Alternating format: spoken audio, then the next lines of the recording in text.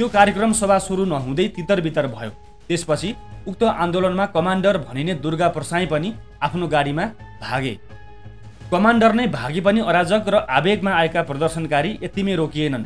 Annapurna post रहेको भवनको तल्लो तलामा राजावादी प्रदर्शनकारीहरूले आगजनी गरे। राजावादी समर्थक प्रदर्शनकारीहरूले काठमाडौँको आलोकनगरमा रहेको एकीकृत समाजवादी पार्टी कार्यालय तोडफोड गर्नुका साथै आगजनी गरेका थिए। राजावादी प्रदर्शनकारीले नेकपा समाजवादी पार्टीको कार्यालय तोडफोड गरी त्यहाँबाट एउटा फ्यान पनि लिएर भागेका थिए। उनीहरूले कोटेश्वरको भाटभटेनी तोडफोड गरे, सुरक्षा गार्डलाई हातपात गर्दै भाटभटेनी सुपर स्टोरभित्र प्रवेश गरे र त्यसपछि लुटपाट गर्दै सामान बाहिर निकालेर आगजनी समेत गरेका थिए। केही महिलाहरूले त्यहाँको कस्मेटिक सामान लिएर भागे भने केही पुरुषहरू रक्सीको बोतल लिएर भाग्दै गरेको दृश्य पनि देख्न सकिन्छ।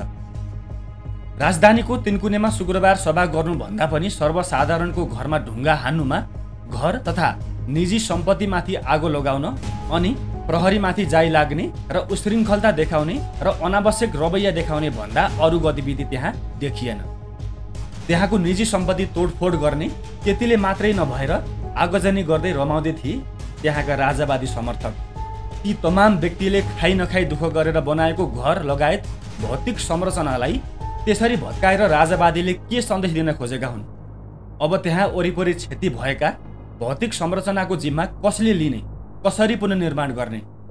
आजको दृश्यहरू हेर्दा लाग्छ राजावादीहरू राजा ल्याउन गएका हुँदै होइनन्, उनीहरू सर्वसाधारणको घर जलाउन गएका हुन्, सार्वजनिक सम्पत्तिको तोडफोड गर्न गएका हुन्, भाटभटेनीको सामान लुट्न गएका हुन्, अझ यसरी पनि भनौँ सामान चोर्न गएका हुन्।